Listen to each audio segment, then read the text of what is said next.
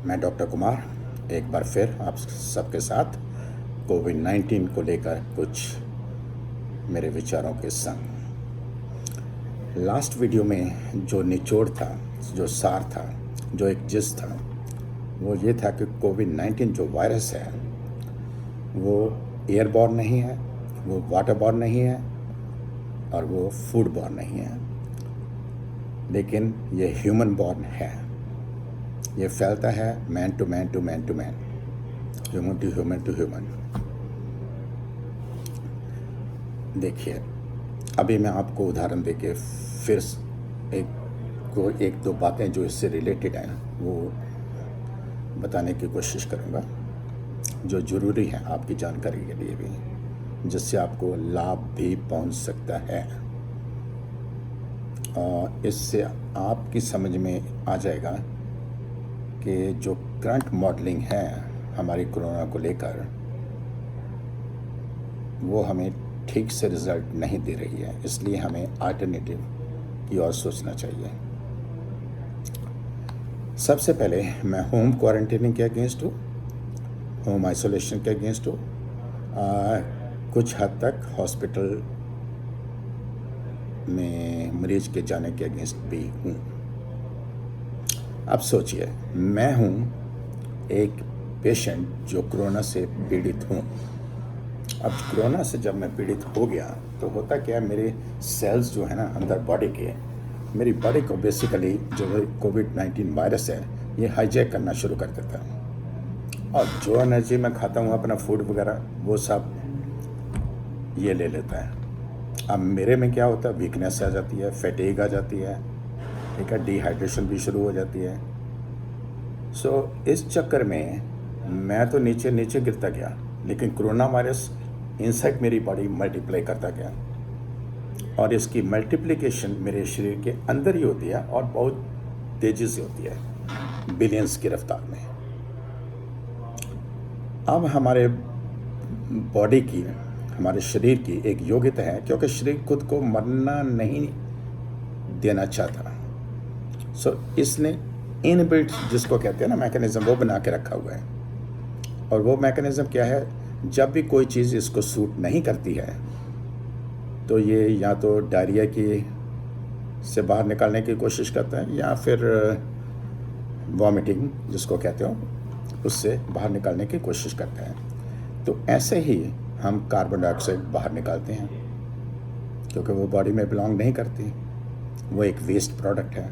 ऐसे कोरोना भी बॉडी में बिलोंग नहीं करता, वो भी वेस्ट प्रोडक्ट है। जब मैं ब्रीथ करता हूँ, वो कोरोना जो वायरस है ना वो मेरी बॉडी से बाहर आ रहा है, और जब मैं खांसी करता हूँ और बाहर आ रहा है, और जब मैं नीचे लगा रहा हूँ और तेज़ी से बाहर आ रहा है, और उसका नंबर बहुत ज़्यादा है बाहर आने वाले का। इसमें क्या होता है, जैसे मैंने सेल्फ क्वारंटाइन कर दिया तो वो जो कोरोना वायरस है बाहर तो आ रहे हैं, लेकिन वो जा कहाँ पे रहे हैं, मेरे अपने कमरे के अंदर, मेरे अपने बेड के ऊपर, मेरे अपने शरीर के ऊपर, और मेरी अपनी ही एयर में रहते हैं। वो ज़्यादा दूर नहीं जा पाएंगे इसी एयर में, ठीक है ना, 6 फीट के आसपास में रहेंगे। अब क्योंकि मैं सभी से आइसोलेटेड हूँ, मेरे दोस्त मित्र कुछ मेरा हाल चाल पता करने के लिए आ जाते हैं, मेरे फैमिली मेम्बर्स आ जाते हैं, क्योंकि उनको रहता है कि अभी कुछ पानी पुनी पूछा जाए, इनको पानी की ज़रूरत होगी, ठीक है ना, कुछ खाने पीने की ज़रूरत होगी।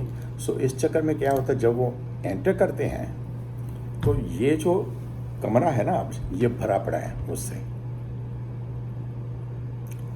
ये अब इस इनसाइड कमरे की एयर को किसने पोल्यूट किया, मी, जो कोविड का पेशेंट है। अब इसमें बिलियंस पार्टिकल हैं।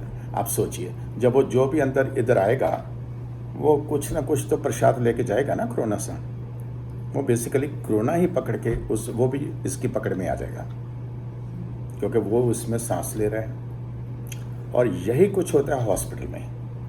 हॉस्पिटल में आपको याद होगा कि हमारे जो डॉक्टर्स हैं, नर्सेस हैं, पैरामेडिकल स्टाफ हैं, या जो क्लीनिंग स्टाफ भी हैं, जो कि पेशेंट के क्लोज कांटेक्ट में रहते हैं, वो ज़्यादा से ज़्यादा क्यों मरे हैं, इसी वजह से मरे हैं, क्योंकि वो बहुत क्लोज कांटेक्ट में थे। वो जो क्वार्टर्स होते हैं, आप तो हम कहने को कह देते हैं ये कोविड वार्ड है, 8-10 कमरे, 20-25 कमरे हॉस्पिटल में उसके लिए रख दिए, ठीक है। बड़े हॉस्पिटल में 50-100 भी हो सकते हैं। लेकिन वो एयर जो है ना, ये पॉसिबल तभी है जबकि हमारा जो हॉस्पिटल का सिस्टम है, छोटों में तो खैर नहीं है, बड़ों में मेरे को मालूम नहीं है टू बी ऑनेस्ट, उसमें हैपा फिल्टर लगे हों ताकि एयर जो है ना वो सर्कुलेट होती रहे। जितनी देर तक एयर सर्कुलेट नहीं हो गई, वो जो वायरस पार्टिकल्स है वो वहीं पे रहेंगे, ठीक है। इससे ज़्यादा सारे जो मेडिकल रिलेटेड स्टाफ है उनकी डेथ हुई है।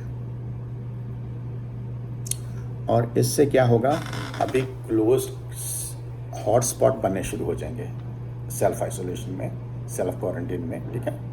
और मेरे घर के बाकी सदस्य भी इसकी पकड़ में आ सकते हैं, आने वाले मेरे से मिलने जुलने वाले, या मैं कहीं जाता हूँ तो वो भी इसकी पकड़ में आ सकते हैं, ठीक है। ये वायरस जो है, ये अब इसमें एक नया जो ट्विस्ट मैं नहीं डाल रहा है, वो रियलिटी है, वो ये है कि इसके पार्टिकल जो है ना वो एयर में सस्पेंड रहते हैं कुछ देर के लिए, एकदम नीचे नहीं बैठ जाते, ठीक है। ये ऐसे नहीं, अभी ये मैंने उठाया और ये तो नीचे चला गया क्योंकि ये बहुत भारी है। अब मैं इसी से अगर कागज़ लूँ तो वो थोड़ी कम दूरी कुछ देर लगाएगा नीचे जाने में, तो ये जाएगा बड़ा फास्ट। सो ऐसे वायरस पार्टिकल वो एयर में सस्पेंड ही रहते हैं, उनको 2 से 3 घंटे तक लग सकते हैं फ्लोर तक जाने में। अब देखिए, जब आप एक लाइन में खड़े हैं, बैंक की लाइन में खड़े हैं, ठीक है, अब मेरे से आगे वाला आदमी जो 6 फीट मेरी से दूरी बनाए हुए हैं, हम सब दूरी बनाए हुए हैं, 10 फीट भी हो सकती है। हुआ क्या, उसने छींक लगाई, वो कोविड का मरीज भी है, ठीक है, और मास्क भी नहीं पहन रखा है। और जो बाबूजी अपने बैंक वाले वो कैशियर सब पीछे बैठे हुए हैं काउंटर के, सो वो भी हो सकता है इससे पीड़ित हो जाएं। नहीं तो क्या होगा, थोड़ी देर में वो तो अपने 2-3 मिनट 5 मिनट बाद ट्रांजैक्शन करके चले जाएंगे, लेकिन वो पार्टिकल जैसे मैंने आपको बोला वो वहीं पे रहेंगे, एरोसोलाइजेशन जिसको बोलते हैं। सो वो एरोसोल बन जाएंगे। और जब उन्होंने छींक वगैरह लगाई, ये भी हो सकता है कि कुछ वो जो बूंदें होती हैं, ठीक है, नाक से टपकती, वो भी वहाँ पे गिरी हों, ड्रॉपलेट्स, रेस्पिरेटरी ड्रॉपलेट्स। सो वो भी इन्फेक्शन का कारण बन सकती हैं। अब जब मेरा नंबर आया, मैं वहाँ पे चला गया। अब मैं कहूँ कि मैंने तो भाई सभी कुछ 6 फीट की दूरी भी बनाई रखी, सभी नियमों का पालन भी किया, और मैंने मास्क भी डाला हुआ था, फिर भी मैं इसके काबू में कैसे आ गया? क्योंकि आपने वही सांस ले ली, क्योंकि उस आदमी ने मास्क नहीं डाले हुए थे, और उनका जो नंबर था ना, वो नंबर भी बहुत ज़्यादा था उस एयर में। इससे आप लोग पीड़ित होते हो। इसलिए मैं कहता हूँ कि ये क्लोज क्वार्टर में ही पॉसिबल है, यही हॉटस्पॉट देगा, यही क्लस्टर देगा। फिर हमें क्या है, सेक्टर के सेक्टर बंद करने पड़ते हैं, सिटी की सिटी बंद कर देनी पड़ती है, लेकिन वो इसका इलाज नहीं है। उससे हम कोरोना से विन नहीं कर सकते, ये मेरा कहने का तात्पर्य है। अब हमें क्या करना चाहिए कि कोविड-19 से जो आदमी पीड़ित है उसको धूप में बिठाओ, उसको शहर के बाहर एक special Covid care medical care facility खोली जाए, वार फुटिंग पे खोली जाए, जैसे मिलिट्री टेंट होते हैं, मिलिट्री हॉस्पिटल स्टाइल खोला जाए, उसमें सभी चीज़ें अवेलेबल होनी चाहिए, वेंटिलेटर्स हैं वो भी होने चाहिए, ठीक है। सो वहाँ पे इन लोगों को ले जाया जाए, और 14 डे क्वारंटीन वहाँ पे होनी चाहिए, जिसकी भी होनी चाहिए। इससे नेबरहुड भी आपका सेफ होगा, आपके घर के बाकी सदस्य भी सेफ होंगे, और आप भी बहुत जल्दी से इससे आराम ले पाएंगे, क्योंकि वो जो नंबर है ना, वो वहाँ पे बहुत कम होगा।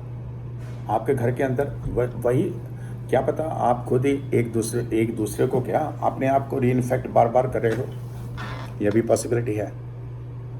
इसलिए जो डिजीज़ माइल्ड होगी वो अभी सीवियर का रूप ले लेगी। जब वो सीवियर हो जाएगी फिर आप हॉस्पिटल भागोगे, जब सीवियर होगी फिर आप वेंटिलेटर पे जाओगे, और वेंटिलेटर में अनफॉर्चुनेटली 15 से 17% से ज़्यादा आदमी नहीं बचते हैं कोविड वाले, ठीक है। ये भी एक सच्चाई है, हमको ये मान के चलना चाहिए। इससे बचाव में ही बचाव है, इससे बचना संभव है। इससे जो इसके आफ्टर इफ़ेक्ट्स हैं ना, उनसे डील करना असंभव नहीं है, मैं ये नहीं कहता, वो भी संभव है, लेकिन उसमें कठिनाई काफ़ी है। इससे बचना ज़्यादा अच्छी बात है और इजी भी है, आसान है। इसलिए मैं जोर लगाता हूँ, मास्क पहन के रखिए और दूसरों से दूरी बना के रखिए और अपने हाथ साफ करते रहिए दिन में कई बार। Water and soap. जब भी आप किसी चीज़ को टच करिए, हाथ साफ जरूर करिए। ये नहीं होना चाहिए किसी को टच किया और आपने ऐसे, बिल्कुल नहीं करना है। आपको मास्क डालने की आदत डाल ही लीजिए इस ज़माने में, इस जो कोविड-19 एटमॉस्फेयर है, ठीक है। सो होपफुली आप सबको ये पसंद आई होगी जानकारी। इसको शेयर कर दीजिए और फिर एक बार आप सबसे मुलाकात होगी किसी और जानकारी के साथ। बहुत धन्यवाद देखने के लिए। Thank you.